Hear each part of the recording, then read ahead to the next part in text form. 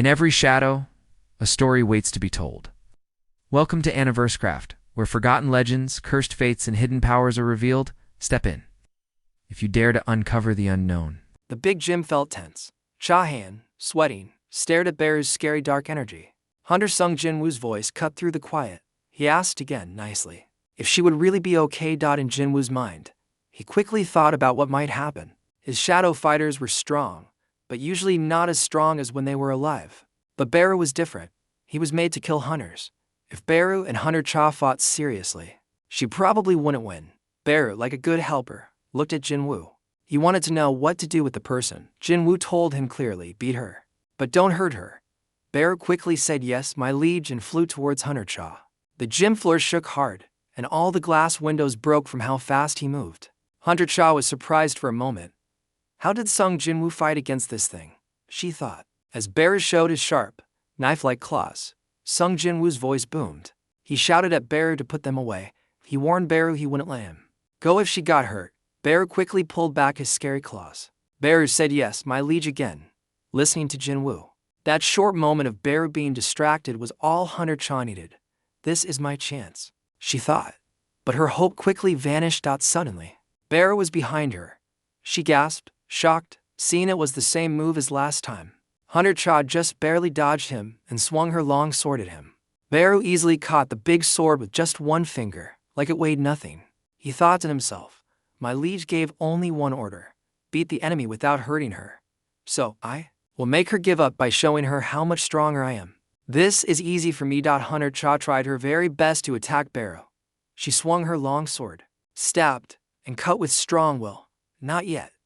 I'm not done yet, she told herself. But a feeling of it being useless grew in her. This is crazy. Beru's dodging all my attacks from far away without even moving his feet. Beru suddenly appeared right in front of her face and let out a very loud roar. The sheer force of the sound pushed Hunter Cha back several feet, making her stumble. Sung Jinwoo watched the fight. In his mind, he thought, it looks like we have a winner. He asked Hunter Cha if she was satisfied. Her answer was quick and strong, not yet. I can keep going. Sung Jinwoo thought, what is she thinking? I didn't expect her to keep fighting after seeing how much stronger Beru is. He kept thinking. Beru is different from other shadows. Even though it can think, Beru is made to be a killing weapon, right? Now, I can feel it trying hard to hold back its strong desire to kill. If she's trying to do something, I hope it's not a bad choice. Beru suddenly felt a strong warning inside. It thought angrily, you dare. Living things can tell if they are the hunter or the hunted just by looking. Prey fighting back against hunters is wrong. Beru moved very fast, quicker than sound, to attack Hunter Cha. She just barely dodged his strike, but Beru's attack left a huge cut mark on the gym floor, showing its deadly power. After dodging, Hunter Cha used her skill, sword dance. She began attacking Beru with quick, graceful sword moves. She thought with strong purpose, I only have one chance. I don't have enough magic power, so I can only use this once, but that's enough. With that clear thought, she used her biggest move, skill, Blade of Light, and pushed her sword into Beru. Sung Jinwoo was shocked. In his mind, he thought, no. In that moment, a very old command came to Beru's mind, a forgotten rule from his queen when it was born. The command came back, kill the enemy. This woman is my enemy. Beru forgot what Jinwoo had told him. Moving incredibly fast, Beru attacked Hunter Cha. Sung Jinwoo shouted, stop. Beru couldn't listen to his command. Sung Jinwoo had no choice but to step in. He appeared between them in a flash, holding one of Beru's hands and stepping on another to stop him. He shouted at Beru, I ordered you to stop. Beru immediately came back to his senses and moved away from Hunter Cha. Sung Jinwoo turned to Hunter Cha. He asked her if she was okay. She simply said, yes.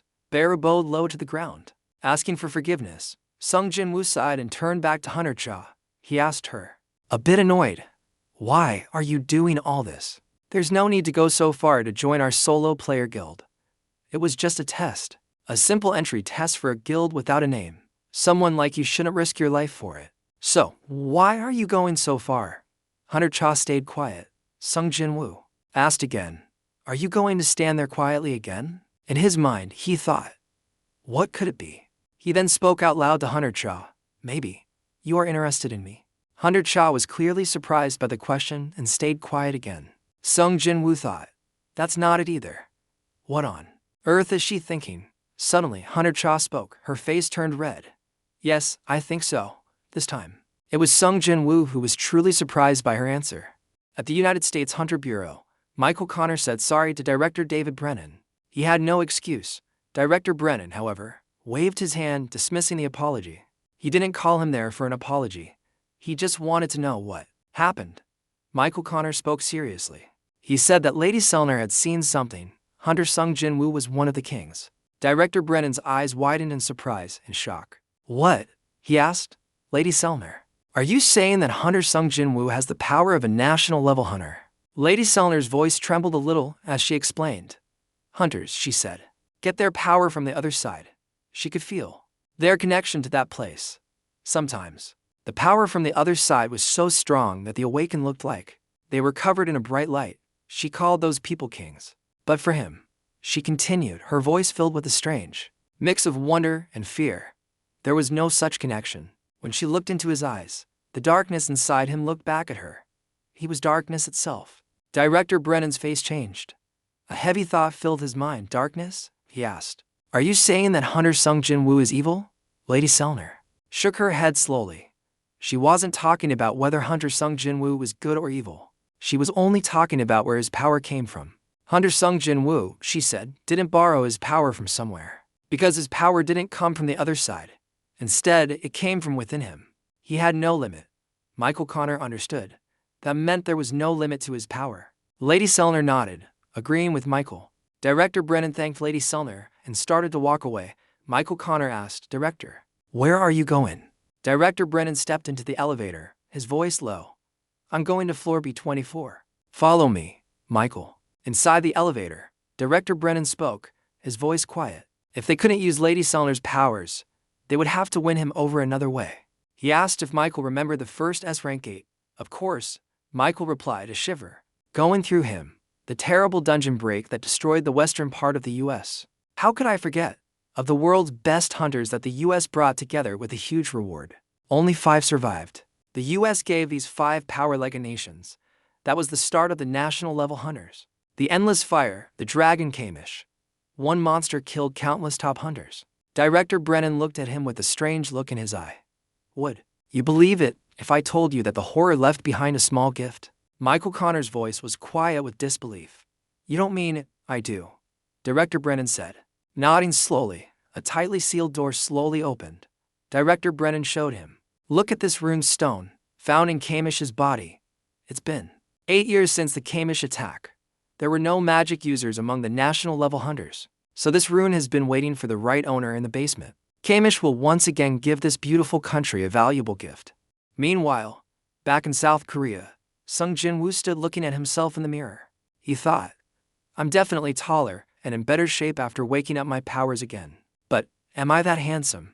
I should be pretty normal. Is it because of the will of rehabilitate skill, which fixes all damaged body parts? All my flaws are gone because of this power. Jin-woo then called his sister, Sung Jin-ah. He asked her, how do I look to you? Jin-ah, sounding annoyed, asked, what about it? Jin-woo asked, how do I look as a man? Jin-ah paused, then groaned, annoyed.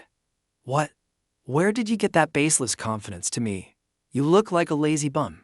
Jin-woo playfully hit her arm. Yeah, thanks a lot for the honest answer. Jin-ah screamed and started kicking him. You'll break your leg, Jin-woo said. Did you forget that I have an S-rank body? Do you even use your brain? What? Jin-ah shouted. I'm the best in my class. That was just on the practice test. Jin-woo teased. Jin-woo changed the subject. Alright, I'm thinking about starting a guild. Jin-ah, a little amused, asked. Oh. So people are going to call you boss now? If it goes well, Jin-woo replied. He then added, a bit curious. What do you think about solo play as a guild name? Jin-ah sounded doubtful. What are you kidding? Why would you name your guild something like that? Jin-woo felt a bit down. Why, is it weird? Jin-ah explained, your power is calling those shadow soldiers, so you're not really solo. Jin-woo agreed. You have a point. Then what should I call it? Jin-ah suddenly had an idea. How about a Jin guild? Ah means I, Jin means to go forward. A Jin. Jin-woo repeated the name, a Jin. Jin-ah proudly said. It's my name backwards. How about it? Isn't it nice? Jin-woo thought about it. It's not bad. Back at Hunter Cha Hae-in's house, she was terribly embarrassed. she screamed into a pillow, kicking her bed in shame. What do you mean, I think so? I basically told him how I felt. He is going to think I'm a crazy woman. He even saved my life. Of course I'd be interested, right? Yes, so it's okay. No, it's not okay. It's really not okay. Well, really. I'm alive because of Min Byung-goo's healing powers. Suddenly, a broken memory of a voice came to her mind like a dream. It urged, please tell him to. He needs to. Be careful. Tell Hunter Sung Jin-woo he needs to be careful with his own power. She woke up suddenly, her eyes wide. She realized it wasn't just a dream. Then, she clearly remembered back then. She had indeed seen Hunter Min Byung-goo. Like the story? Smash that like, hit subscribe, and join the journey. Don't miss the next epic chapter. Until then, stay strong and keep chasing your destiny.